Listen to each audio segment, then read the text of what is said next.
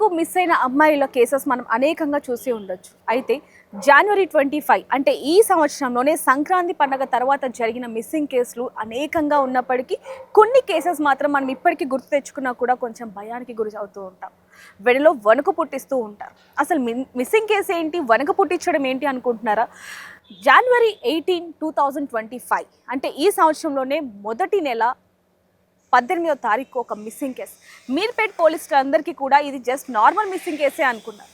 18వ తారీఖు ఒక తల్లిదండ్రులు వచ్చి మా కూతురు కనిపించట్లేదు, తనకి పెళ్ళయింది, 2 పిల్లలు కూడా ఉన్నారు అంటూ కూడా పోలీసులకు కంప్లైంట్ ఇచ్చారు. ఇప్పటికే ఈ కేసు ఏంటి అనేది మనందరికీ కూడా తెలిసే ఉండొచ్చు. మీర్పేట్ గురుమూర్తి మర్డర్ ఇష్యూ. ఈ పేరు వింటేనే చాలామంది వైఫ్లు భయపడుతున్నారు. ఆర్మీ జవాన్లు సైతం ఈ విధంగా చేస్తారా అనే విధంగా ఆలోచించాల్సిన పరిస్థితి కనిపిస్తుంది. మనకి ఎక్కడైనా సేఫ్టీ ఉంది అంటే అది పోలీసుల దగ్గర అండ్ ఆర్మీ జవాన్ల దగ్గర. ఆర్మీ అంటే ఎక్స్ ఆర్మీగా ఉన్న గురుమూర్తి ఇంతటి అఘాయిత్యం చేశాడా అనే విధంగా మాత్రం మారిందని చెప్పొచ్చు. అయితే వెంకట మాధవి 18వ తారీఖు కనిపించట్లేదు అంటూ కూడా వాళ్ళ తల్లిదండ్రులు ఇద్దరు కూడా మీర్పేట్ పిఎస్కి కంప్లైంట్ ఇవ్వడం జరిగింది. ఆ రోజు అసలు ఏం జరిగింది అంటే వాళ్ళ తల్లిదండ్రులు వెళ్ళి మా కూతురు 16వ తేదీ నుంచి కూడా కనిపించట్లేదు, మాకు మా అల్లుడు మీద అంటే గురుమూర్తి మీద అనుమానంగా ఉంది అంటూ కూడా తల్లిదండ్రులు ఇద్దరు కూడా మీర్పేట్ పోలీస్ స్టేషన్కి వెళ్ళి కంప్లైంట్ ఇవ్వటం జరిగింది. ఆ కంప్లైంట్ కాపీ కూడా ఇప్పుడు మన దగ్గర ఉంది, ఇక్కడ మనం చూడొచ్చు. ఇది జరిగి 1 year అయినప్పటికీ కూడా ఇది 1 year అయినా కూడా ఇప్పటి వరకు కూడా చాలా మందికి భయానికి గురి చేస్తుంది, వెడిలో వణుకు పుట్టిస్తుందని చెప్పొచ్చు. అయితే వీళ్ళు ఇందులో పెట్టింది ఏంటంటే 16వ తేదీ మధ్యాహ్నం 1:30 గంటలకు 1:30 మా కూతురు కనిపించట్లేదు అంటూ కూడా మా అల్లుడు మాకు ఫోన్ చేశాడు.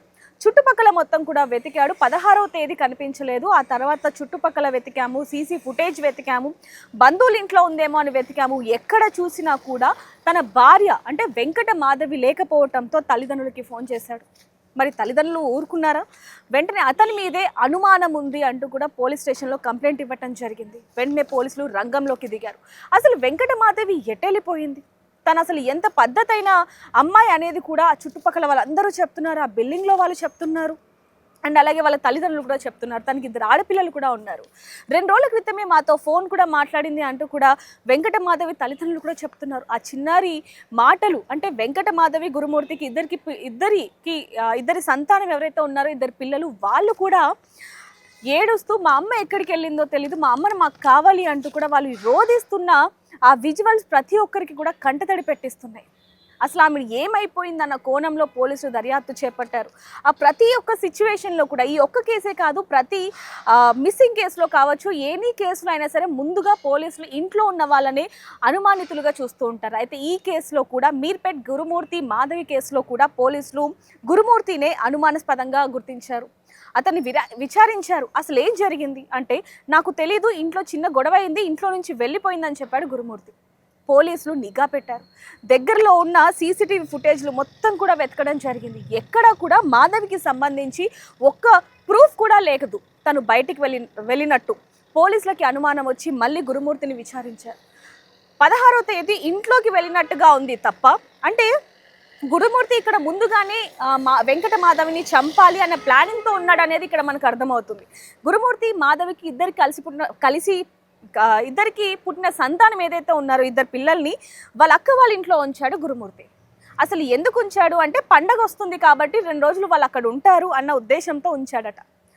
అక్కడ పిల్లల్ని వదిలేసి ఇంటికి వచ్చిన తర్వాత ఇద్దరి మధ్య ఒక గొడవ. ఎలాంటి గొడవ అంటే తనని గోడకేసి నొక్కాడు, గొంతు నులిమి చంపేశాడు. ఆ శవాన్ని ఏం చేయాలో అర్థం కాక రంపంతో కోశాడు. కాళ్ళు, చేతులు, మొండెం అన్నిటినీ కూడా నరికేసి కొన్నిటిని రోల్లో దంచాడు, మరికొన్నిటిని ఉడకబెట్టారు. ఏవైతే ఫ్లెష్ ఏదైతే ఉంటుందో ఆ రక్తం అదంతా కూడా డ్రైనేజ్లో, లెట్రిన్లో ఏదైతే వాష్రూమ్ ఉంటుందో దాంట్లో పడేశారు. అసలు ఒక ఆర్మీకి ఇంతటి ఆలోచన ఎలా వస్తుంది అన్నట్టుగా ప్రతి ఒక్క మీడియా ఛానల్లో ప్రతి ఒక్కరూ, అటువైపు పోలీసులు, ఇటువైపు మీడియా మొత్తం కూడా ఒక్కసారిగా సంచలనమైన వార్త బయటికి వచ్చింది. అసలు నిజంగానే ఒక ఆర్మీ ఇలాంటి ఘటన చేస్తాడా అనే విధంగా ఇక్కడ ఉందని చెప్పొచ్చు. అయితే నిజంగానే హత్య చేశాడా అంటే గురుమూర్తి ఒప్పుకున్నాడు. కానీ పోలీసులకి అక్కడి నుంచే ఒక పెద్ద సవాల్గా మారింది ఈ కేసు. ఒప్పుకున్నప్పటికీ కూడా అతని ఫేస్లో అంటే తన భార్యను చంపాను అన్న పశ్చాత్తాపం 1% కూడా అక్కడ లేదు. చంపాను అయితే ఏంటి, దమ్ముంటే పట్టుకోండి అంటూ కూడా సినిమా డైలాగులు చెప్పాడు. పోలీసులకి ఏం చేయాలో అర్థం కాని పరిస్థితి. వెంటనే తనని అదుపులోకి తీసుకున్నారు. అసలు ఏం జరిగింది ఏంటని అన్నప్పుడు ఊరికే తన పుట్టింటికి వెళ్తూ ఉంటుంది. నాకు అది నచ్చట్లేదు, నచ్చక నేను అనేక విషయాలు మాధవితో డిస్కస్ చేశాను. కానీ మాధవి మాత్రం అసలు నా మాట వినకుండా ఏ రోజైతే మాధవి చనిపోయిందో అంటే జనవరి 16, 2025 ఆ రోజు చనిపేశాడో ఆ రోజు ఇద్దరి మధ్య పెద్ద వివాదం చోటు చేసుకుంది. ఇద్దరి మధ్య ఎప్పటిలాగానే గొడవలు జరుగుతున్నప్పటికీ మాధవి చేసింది ఏంటంటే తన మెడలో ఉన్న పుస్తెల తాడు ఏదైతే ఉందో తాలిబొట్టు అది విసిరి ఒక్కసారిగా తన మీద వేయటంతో కోపానికి గురయ్యాడు గురుమూర్తి. ఏం చేయాలో అర్థం కాలేదు. ఒక్కసారిగా అక్కడ ఏదైతే గోడ ఉందో మాధవిని ఆ గోడకి అణిచివేశాడు. పీక నులిమి చంపేశాడు. చంపేసిన తర్వాత ఆ శవాన్ని ఏం చేయాలో అర్థం కాక రంపంతో కాళ్ళు చేతులు మొండెం తలని మొత్తం వేరు చేశాడు.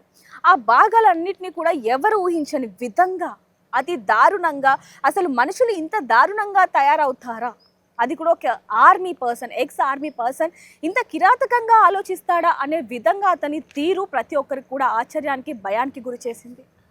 ఆ అపార్ట్మెంట్లో ఏదైతే ఆ ఇల్లు చూస్తున్నామో ఆ ఇంట్లో ఉన్న వాళ్ళు కూడా ఇల్లు ఖాళీ చేసి వెళ్ళిపోయిన పరిస్థితి. ఇంకోటి ఇక్కడ ముఖ్యంగా అప్పట్లో వచ్చిన వార్తలు ఏంటంటే ఆ ఎముకలు ఏవైతే ఉంటున్నాయో వాటిని ఎండబెట్టాడు ఎండకి అనేది కూడా చెప్తున్నారు. ఇది జరిగి అంటే 16వ తేదీ జరిగింది, 17, 18వ తారీఖు కేసు నమోదైంది. ఆ తర్వాత నుంచి ఈ విషయాలన్నీ కూడా బయటపడడం జరిగింది. మరి ఈ 3 రోజులు ఇంట్లో చుట్టుపక్కల వాళ్ళకి ఎటువంటి అనుమానము రాలేదా, ఎటువంటి శబ్దాలు రాలేదా, వాసన రాలేదా అనే ఎన్నో ప్రశ్నలు ప్రతి ఒక్కరు కూడా వచ్చాయి. బట్ అన్నిటికీ కూడా గురుమూర్తి ఎంతో నవ్వుతూ ఎంతో ఆనందంగా సమాధానం చెప్తున్నాడు. ఎందుకు చంపాడు అంటే నా మాట వినట్లేదు, నేను చెప్తున్నా కూడా వినకుండా తన పుట్టింటికి వెళ్తుందన్న ఒకే ఒక కారణం, వాటి కారణంగానే ఈ విధంగా చేశాడు అనేది కూడా పోలీసులు కూడా నిర్ధారించారు. కానీ అసలు ఎలా చంపాడు అనే సాక్ష్యం కోర్టుకి చూపించాలి. కోర్టుకి చూపించాలి అంటే సాక్ష్యాలు కావాలి. మరి ఎక్కడివి అంటే సాక్ష్యం ఏమీ కూడా లేకుండా గురుమూర్తి చేసిన హత్య ప్రతి ఒక్కరికి కూడా ఒక చిక్కుముడి, ముఖ్యంగా పోలీసులకి అతిపెద్ద చిక్కుముడి అని చెప్పొచ్చు. పోలీసులు రంగంలోకి దిగారు, ఇంటిని మళ్ళీ రీసెర్చ్ చేశారు. అసలు ఏం జరిగింది ఏంటనేది మొత్తం కూడా గురుమూర్తిని తీసుకెళ్ళి ఇన్వెస్టిగేషన్ చేశారు. లోపలికి తీసుకెళ్ళిన తర్వాత అసలు ఎక్కడ చంపేశాడు, ఎక్కడ పడుకోబెట్టాడు, ఏ గోడకి తనని పెట్టి గొంతు నులిమాడు, ఇలా ప్రతి ఒక్కటి కూడా చేస్తున్న క్రమంలో పోలీసులకి అంటే దాదాపుగా బ్లూ రేస్ అనేది గతంలో ఒక మైనర్ బాలికను ఒక పంతులు చంపేసిన క్రమంలో వాడడం జరిగింది. అది కూడా కొన్నేళ్ల క్రితం. ఆ తర్వాత మళ్ళీ గురుమూర్తి కేసులో మాత్రమే పోలీసులు బ్లూ రేస్ని యూజ్ చేయడం జరిగింది. వాటి కారణంగానే ఎక్కడైతే ఆ ఇల్లు ఉందో ఆ ఇంట్లో ఎడ్జ్లో మనం చూసుకోవచ్చు ఏదైతే టైల్స్ ఉంటాయో ఆ చివర్లో కొంత భాగంలో రక్తపు మరకలు, అలాగే మాంసపు చిన్న చిన్న రేణువులు అంటే అతి చిన్న కణాలు కూడా ఉన్నట్టు పోలీసులు గుర్తించారు. వాటి తర్వాత లెగ్గిన్కి కూడా అంటే పిల్లలు వేసుకునే లెగ్గిన్కి కూడా రక్తపు కణాలు ఉండటంతో పోలీసులకి కొంతవరకు ఈజీ అనిపించినప్పటికీ కూడా నిజంగానే అది తన రక్తమేనా లేకపోతే ఇంకెలా ఆయన చేశాడా ఏంటనే ప్రశ్న మాత్రం ప్రతి ఒక్కరికి కూడా ఉంది. ఎందుకంటే అక్కడ ఉన్నది సామాన్య వ్యక్తి కాదు, గురుమూర్తి ఆర్మీ, ఎక్స్ ఆర్మీ, ప్రతి ఒక్కరిని కూడా చదివిన వ్యక్తి. ఆర్మీ పర్సన్స్ ఎలా ఉంటారో మన అందరికీ కూడా తెలిసిందే. అలాంటిది అతన్ని చూసి ధైర్యంగా ఉండాల్సింది పోయి అలాంటి వ్యక్తి ఈరోజు చంపడం ఏంటి అనే ప్రశ్న అందరికీ కూడా వచ్చిందని చెప్పొచ్చు. దీనికి సంబంధించి కూడా పోలీసులు ఇన్వెస్టిగేషన్ చేసిన తర్వాత అతన్ని రిమాండ్కి తరలించారు. కానీ ఆ తల్లిదండ్రులకి తీరని బాధని మిగిల్చాడు ఈ గురుమూర్తి. తన భార్య ఎంత చక్కగా ఉందో, అసలు ఎప్పుడు కూడా అలా బిహేవ్ చేయని వ్యక్తి ఒక్కసారిగా ఎందుకు ఈ విధంగా చేశాడు అనేది మాత్రం ప్రతి ఒక్కరికి ఉన్న ప్రశ్న అని చెప్పొచ్చు. ఈరోజు ఆ ఇద్దరు పిల్లలు కూడా అనాథలైన పరిస్థితి. ఒకవైపు నుంచి ఎవరైతే గురుమూర్తి ఉన్నాడో అతను ఇప్పుడు జైల్లో ఊసలు లెక్క పెడుతున్నాడు.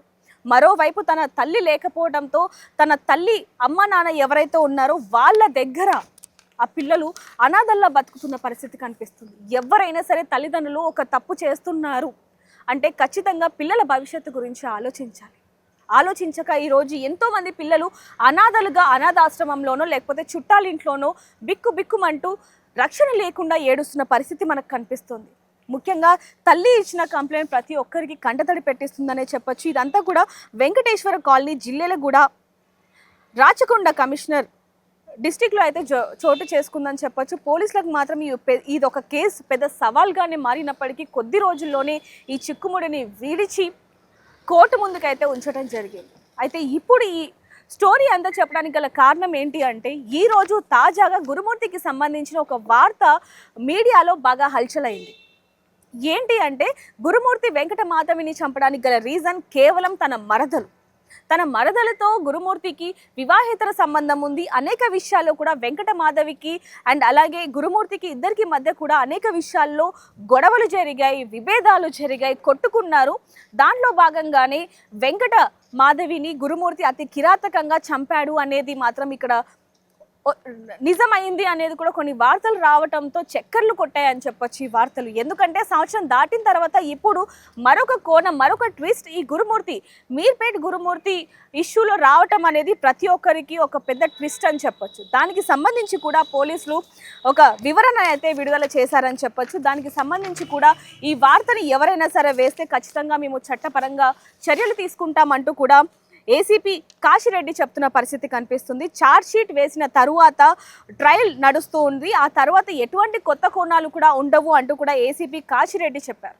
మరి దీనికి సంబంధించి ఏదైతే గురుమూర్తి తన భార్య మాధవి ఉందో ఈ కేసులో ఎటువంటి ట్విస్ట్లు కూడా లేవు, ఎలాంటి ప్రచారం కూడా చేయొద్దు అంటూ కూడా మీడియాకి లేఖ రాశారు. మీడియాకి ఒక పోస్ట్ని అయితే ఇవ్వటం జరిగింది. దీన్ని బట్టి మనకు అర్థమవుతుంది మీర్పేట్ మర్డర్ ఇష్యూలో, మాధవి మర్డర్ ఇష్యూలో కేవలం గురుమూర్తిని హత్య చేశాడు. దానికి గల కారణం కూడా ముందు నుంచి కూడా తన మాట వినట్లేదు, కొంచెం అనుమానం ఉంది కాబట్టి కేవలం దాని మూలంగానే హత్య చేశాడు అనేది మాత్రం నిర్ధారణ అయింది. ఇప్పుడు వచ్చిన వార్తలు ఎలాంటివి కూడా వాస్తవం కాదు అంటూ కూడా ఏసీపీ కాశిరెడ్డి చెప్తున్నారు. కాబట్టి దాన్ని బట్టి ఈ కేసు ఇంతటితో ముగిసిపోయిందని చెప్పొచ్చు. కానీ పోలీసులు మాత్రం మరీ చెప్తున్నారు ఎటువంటి ఆవేశంలోని ఎటువంటి హత్యలు చేయొద్దు. ఎందుకంటే ఇటువైపు భార్య, ఇప్పుడు మనం ఎన్నో చూస్తున్నాం ఈ సంవత్సరంలోనే కొత్తగా పెళ్ళైన జంటలు కావచ్చు, హనీమూన్కి వెళ్ళి లేకపోతే వివాహేతర సంబంధాలు పెట్టుకొని భర్తను ఎలా కిరాతకంగా చంపుతున్నారు, భార్యను ఎలా కిరాతకంగా చంపుతున్నారు, అతి దారుణంగా కడుపున పుట్టిన పిల్లల్ని కూడా అతి దారుణంగా చంపిన ఘటనలు ఈ సంవత్సరం 2025లో మనం అనేకంగా చూసాం. అంతేకాకుండా మైనర్ పిల్లల మీద దాడులు కూడా చూసాం.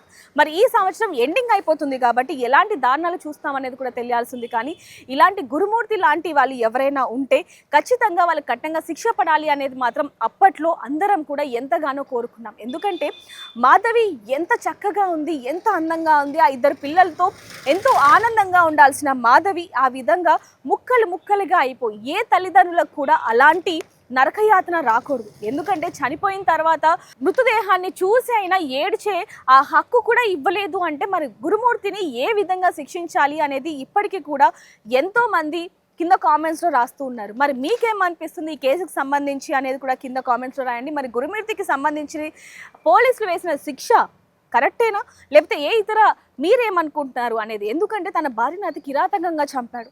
మాధవి తల్లిదండ్రులకి చివరి చూపు కూడా లేకుండా చేశాడు. అతను చెప్పిన మాటలు 1-2 కాదు. ఆ ఫ్లెష్ ఏదైతే ఉందో దాన్ని డ్రైనేజ్లో పడేశానని చెప్పాడు, లెట్రిన్లో పడేశానని చెప్పాడు. 2 సార్లు ఏదైతే అక్కడ దగ్గరలో ఉన్న జిల్లేలుగూడ చెరువు ఏదైతే ఉందో దాంట్లోనే ఆ ఫ్లెష్కి సంబంధించిన ఎముకలు కావచ్చు, లేకపోతే ఆ మాంసానికి సంబంధించినవి కావచ్చు, అవన్నీ కూడా 2 సార్లు బకెట్తో తీసుకువెళ్ళిన ఆనవాళ్ళను గుర్తించడం ద్వారానే ఈ కేసు ముందుకు వచ్చింది. ఇటీవల జరిగిన అన్ని కేసెస్లో కూడా సీసీటీవీ ఫుటేజ్ అనేది ఎంత కీలకం అనేది మనం చూస్తున్నాం. కాబట్టి ఇంటి ముందు ఖచ్చితంగా సీసీటీవీ ఫుటేజ్ మాత్రం ఉండాలి అనేది అతి కీలకమైనది. కాబట్టి ఈ కేసులో గురుమూర్తికి వచ్చిన పడిన శిక్ష కరెక్టేనా కాదా అనేది మీరేమనుకుంటున్నారు అనేది కింద కామెంట్ చేయండి. మరిన్ని వార్తల కోసం చూస్తూనే ఉండండి బిగ్ టీవీ.